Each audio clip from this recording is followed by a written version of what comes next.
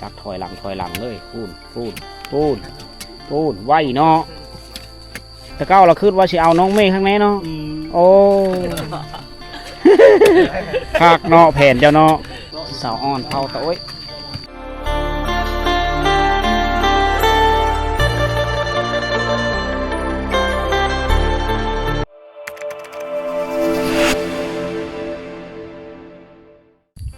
ทักทายสบายดีพ่อแม่พี่น้องสบายดี FC ทุกท่านที่กำลังติดตามนะครับชมนะกันยินดีต้อนรับทุกคนเข้าสู่ทีมงานชนบทคือเก่าคือเดิมทุกคนพบกันวันนี้ในเวลาตอนเช้าๆทุกคนอยู่ที่หมู่บ้านชนบทแห่งหนึ่ง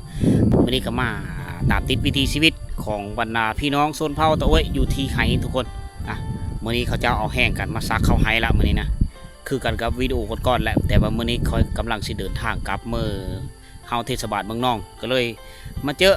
ไห้พื้นหนึ่งอยู่แคมป์ทางทุกคนก็เลยแวะพาทุกคนแวะมาตามติดวิถีชีวิตไปเบิ่งบรรยากาศเขาซักไห้เขาเฮ็ดนี่เลยนะวิถีชีวิตนี่มันคือการบ่ในแต่ละหมู่บ้านนะใครมีเฮ็ดกันมีได้กินได้ทุกคนเลยนี่คืออยู่เขตเมืองนองอยู่ทุกคนไห้เขาเจ้านี่กว้างขวางนะอันนี้นี่แหละจะมีอีเจ้าหนึ่งอยู่นี่โซนหนึ่งเจ้าหนึ่งอันนี้นะซักผู้เดียวผู้นี้มีแห่งงานเขาเจ้าซักเองนำเองสองผู้มีเปลี่ยนกันอันนี้ผู้เมย์มาซักก่อนผู้โผล่นี่เอาลูกแล้วอยู่ในบริเวณไฮนี่ก็เต็มไปด้วยสลายกับมีตะคุ่มบุ๋มนี่เยอะนะคุ่มระเบิดทุกคนพวกละผู้โผล่ก็เอาลูกอยู่เถียงหน้าเถียงไฮพวกละเสียเวอยู่กลางดงกลางป่าธรรมชาติอ้อมหอบโดยป่าไม้ไหลทุกคนฮอดย่ามาดูเดินเกาเดินเป็ดเดินเกาออกมาจะได้กินหน่อไม้นะหน่อไม้ไหลก็เจ้าก็สร้างอาหารอยู่แถวนี้เลยเอาอาหารผักนี่ซีซ้อมอาหารตามฤดูกาลอาหารตามธรรมชาติอยู่ไห้นี่แหละแต่พูนอยู่พุนนี่จะเป็นอีเจ้าหนึ่งเขาจะเอาแห้งกันประมาณ10 ปลายคนพอละมื้อนี้ไปเอาสิไปเบิ่งนำกันเลยทีมงานทำมาเหมือนกันมื้อนี้เอานดพาเลาะแล้วก็มีแก้ววิไลเคยตะโอ้ยแล้วก็มี FM วิธีไทยบ้านนั่นก็คือเบ้ากีโตยเดินทางมาจากเมืองสองคอนแขวงสวรรณเขตทุกคนมาตามติดวิถีชีวิตของบรรดาพี่น้องชนเผ่าตะโอ้ยเฮาอยู่เขตเมืองนองทุกคนเลยนะจะเป็นอันนี้นี่จะมันต้นเขาเจ้าปุได้เดินป่ายมันก็ปงกำลังปงงาปงกิ่งออกมางามเลยนอกจากนั้นก็มีต้นขอก็มีนี่ไห้เป็นป่าไม่ขอป่ามะกกมะเงี้ยวใบกระโดนมันคืออาหารการกินทั้งนั้นเลยการเทศไห้ผู้บางคนกะประชากรหลายอยู่ในเฮือนนะต้องได้เฮ็ดไห้2-3 ผืน2-3 บ่อนเพื่อจะได้กลุ่มอยู่กลุ่มกินนะประชากรฮอดอัน10 ปลายคนนี่ก็ต้องได้เฮ็ดประมาณ3 ผืนนะเขาเฮ็ดไห้กว้างแถวนี้เพื่อมีเนื้อที่เด้เฮ็ดเลยจึงได้ไห้หลายไปขอทางน้ำมูทุกคนผู้ที่มีพลเมืองน้อยแต่เนื้อที่หลายแล้วเขาจะได้ศูนย์ผัดมีแห้งไปทางปะเพื่อมูมาทางแบบมูมาทางเพื่อปุ๊เขาเชื่อหลังจากเขาหูดเขาไห้แล้วก็จะกระมอบเพื่อจะของขึ้นที่ดินนะก็ได้ศูนย์ได้ทุกคนเลยแลกเปลี่ยนกันโอ้มีคนหลายเนาะเอามาส่งแห้งบ่เอ้ยโอ้มาส่งแห้งได้มื้อนี้นะแล้วแหละมื้อนี้เนาะบ่แล้วเนาะหายหลายเด้โอ้ซักถอยหลังเนาะเอาถอยลุยลายเวียดนามว่าลุยคือถอย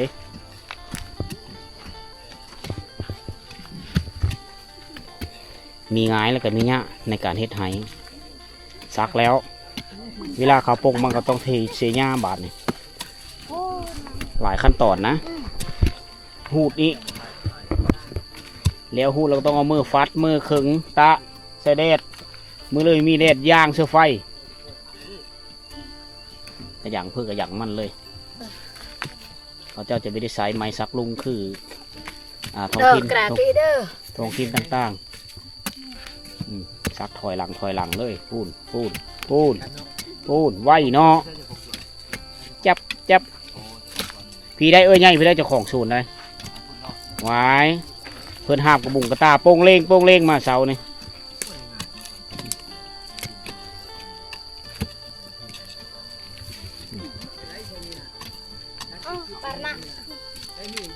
ปุ่นนะอินไม่เท่ากับตัวเอง โป้นนะ4 คนเนาะ4 คนนะโป้นนะสุบเจ้าเรามีจิตละเชิงนะเนาะ15 คนเลยทีมงานสุบเจ้ามื้อนี้นะทีมงานซักข้าวหาย พอให้กระบุยสาวปลายเฮา มื้อก่อนน่ะ20 ปลายวันเนาะมาให้บ่หวานนี่นะ ให้พออ้ำไม่ได้ ให้เขาอ่ำมื้อนี้มาให้ผู้นี้มื้อนี้ให้พอแพง ให้พอเพลง พอแพงไปใช้หากิน จักเรื่องสุดจับ อ๋อหากินแล้วเจ้าภาพเจ้าของให้เด้หากิน มีอาหารให้หมูกิน บ่มีอาหารไปหาก่อนเนาะฮอนยามเอาบังไข่เยอะนี่เอาบังบ่ทันเลยใหญ่ ต่างละเอาบังละแล้วคือเอาหน่อไม้กับบ่มี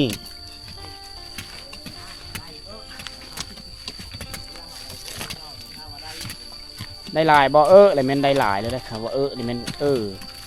เรียกว่าโดยนะคำแม่นคำว้าวของชุมเฮาก็ได้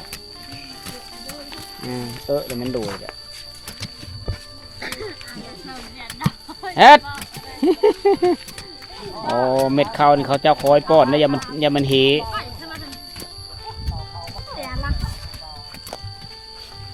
ไหวเนาะถึงเจ้าเห็ดเนาะแวบแวบแวบ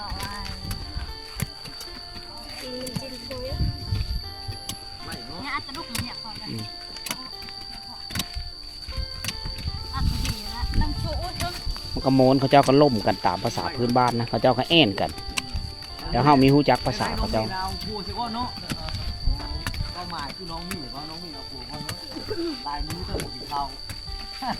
อกฮักแมันบ่อกฮักจากน้องเมียเขาเจ้านี่เอาได้เนาะเอาน้องเมียก็ได้เขาเจ้าได้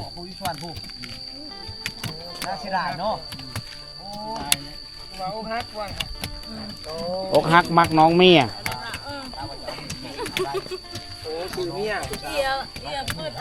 มักน้องเมียเด้น้องเมียเอาผูกปะ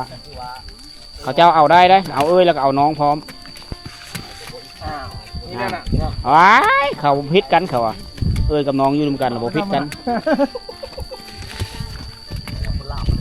โอ้นางเอกแก่นแก้วนึกฮอดพีแล้วมันนี่มาพีเนาะมันนี่เนาะอ๋อเอกใจหมวกแดง ใช่นางเอกเจ้าอ๋อ บ่หายบ่หายเนาะไอ้นี่เนาะมีงานหลายมาเฮ็ดเวียกช่วยกันได้ เอาได้เอาเอื้อเนาะก็ได้โอ้โหเจ้าเนี่ม่ลูกนี่จะไปแต่งเม่น้อยให้ผูกก็ได้เขาได้ไปแต่งคือกันได้บรรดาอะไรอีกถ้าว่าจะว่ามันบ่แล้วมาต่ออีกให้นี่มื้ออื่นอ๋อมีผู้ชายหลายคนเติบมาแล้วคนนี่น่ะ18คน18 คนเกือบข้าวแล้วมือก่อนๆเขาไปหาเนาะไปหานั้นไปหากินอีกคนหากินจ่วยจ้าแด้แบ่งหน้าที่กันผู้ไปหากินกันไปไหวเลยเขาเจ้าสับเลยจุ๊บเสียหญ้าไปน้ำเนาะสับหุ่นไปน้ำโอ้น้องเมย์ไปเอาผูไก่เนาะเฮ้ยยุสวรรค์ผู้อ๋อเอาแต่หึงบ่เดือน4นี่นะเดือน4แต่เก้าเราคิดว่าสิเอาน้องเมย์ข้างในเนาะโอ้คักเนาะแผ่นเจ้าเนาะคักและเพนเฮามันบ่หายบ่เราบ่หายเลยเอาน้องเราเนาะหักแพงกันได้เอาน้องได้โอ้คักกว่าแผ่นเจ้าว่าเสียดายเล่าไปเอาผูอยู่สวรรค์ก่อนเนาะกระชั้นแล้วโอ้ยอยู่นำกันเลยกับน้องอยู่เฮือนนำกันเลยความเสือของเขาเจ้านั่นคือมีผู้ที่สองนี่ถ้าเป็นกับน้องเนี่ยได้เลิงนะเขาเจ้านั่นเขาจะมีพิษกันถ้าเอามาแต่บนอื่นเขาหายกัน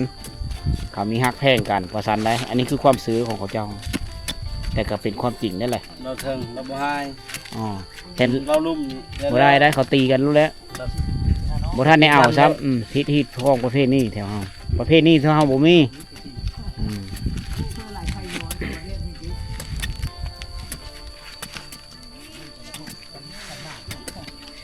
18 คนมื้อนี้ เกือบเช้าเลย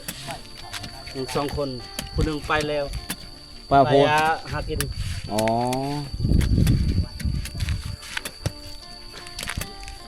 แบ่งหน้าที่กันเนาะ มีแล้วเหมือน มื้อนี้แล้วแน่นอนมัน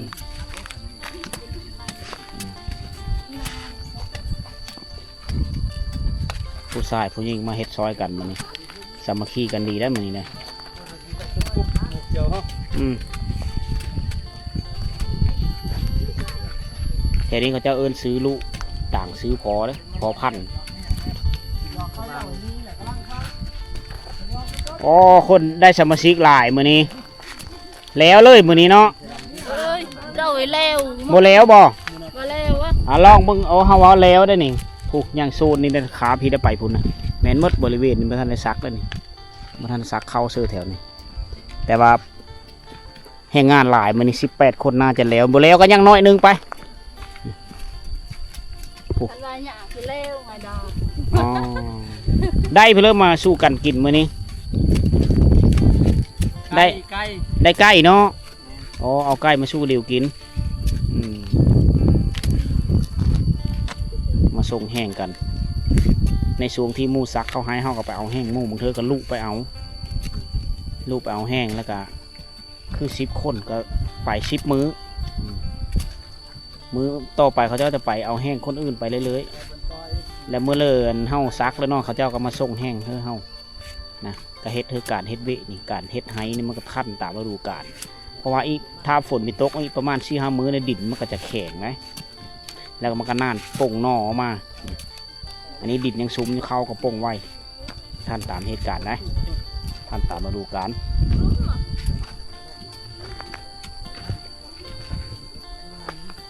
บ่ได้อัดเลยเนาะป้อนนะป้าเลยเนาะ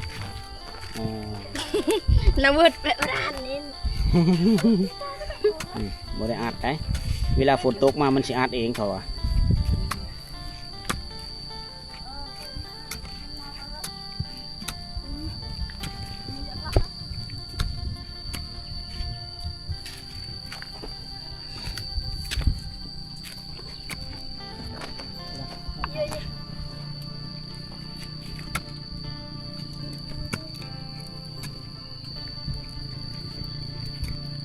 โอ้บอลเลิกห่างๆเราไปนำไปซักเติมบอลเลิกมันห่างโอ้แก่กระตุกลายแท้นั่นทนไปฉีดยาแล้วนะเนาะ คนนะเวียด ฮะ คนเวียด คนเวทโอ้ แค่น้ำมัน แก่น้ำมันไปขาย ไปขาย อ๋อพอค้าเวทได้ไปไก่เนาะไปทุกทีเลยพอค้าเวทนี่ เราหาเงิน หาเงินเก่งเนาะ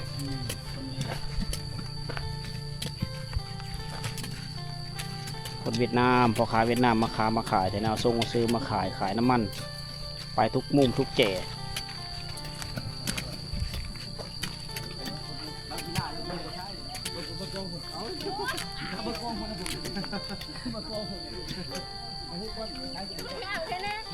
เราแต่งตัวหรือถ่ายรถเรามันบอก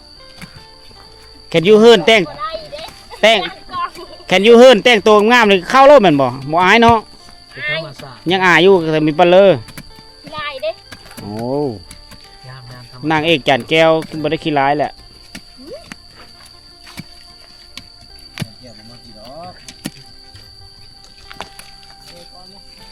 ไทยนี่ไปที่ไทยนี่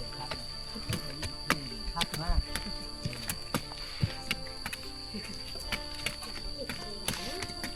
พวกเงาต้องไปอยู่มันนี่พุ่น ชิปีวิชา เอาไปลมผู้สาว ไปงามมันรอทึกใหญ่นะ50มันจะอยู่30เว้ย50เซนหนึ่งแล้วยนยังทำน้องเมย์แล้วเนาะซื้อก็ได้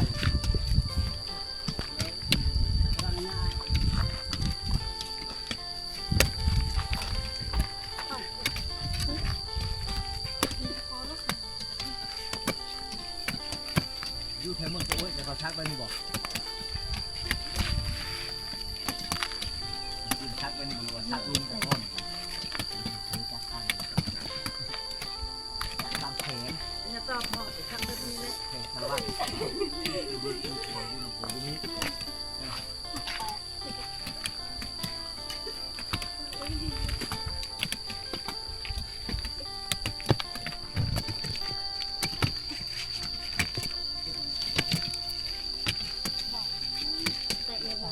ขันค่อยๆจะชักนำก็ได้บ่นี่บ่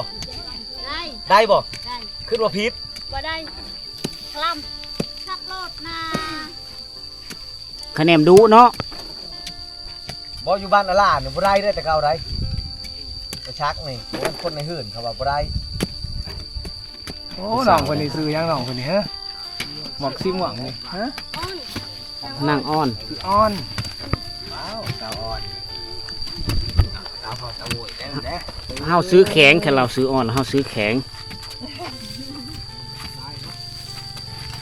เอาหมวกออกดูเอาหมวกออกดูบ่แดดนะนี่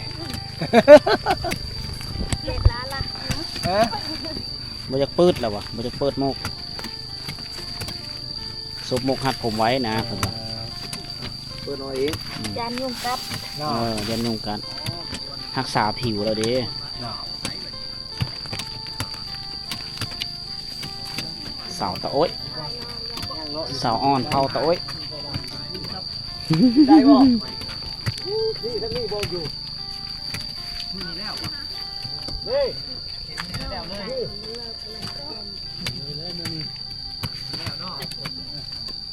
ไปที่ค้านจะไปสู้นะก็ไปได้รถ แล้วก็บอกอะไรจะลาบ แล้วครับผมคิดหลายคน เด็ดผ่านกินจะหน่อย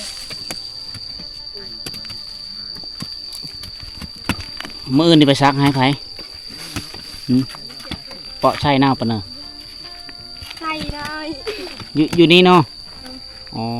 มื้ออื่นนี่มาซักให้เจ้าของอยู่อ๋อซักถอยหลังเนาะไหวเนาะเจ้าเอ็ดเนาะสะออนเนาะ เป็นไรเด้อ บ่ไหวเนาะเธอย่อยหน้าพลาบพลาบแล้วฮอนนะโอ้บุป้าแล้วเจ้าเนาะอ้อเลย เ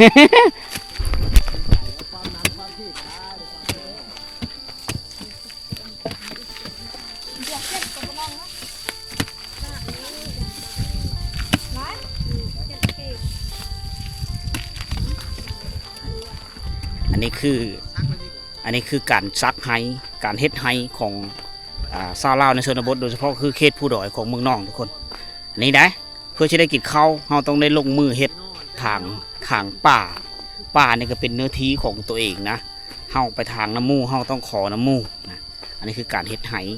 เจ้าเฮ็ดตามโน่นแถวนี้แหละส่วนหลายก็เป็นผู้เพ่งทุกคนมันจะไม่ได้เป็นห้าเพ่งไม่ได้เป็นธงกว้างนะแค่มาเทียบชื่อการเฮ็ดหน้ามันก็แตกต่างกันหลายเนื้อที่มันมีเพ่งสองมันน้ำมันมีค้างนะเราต้องได้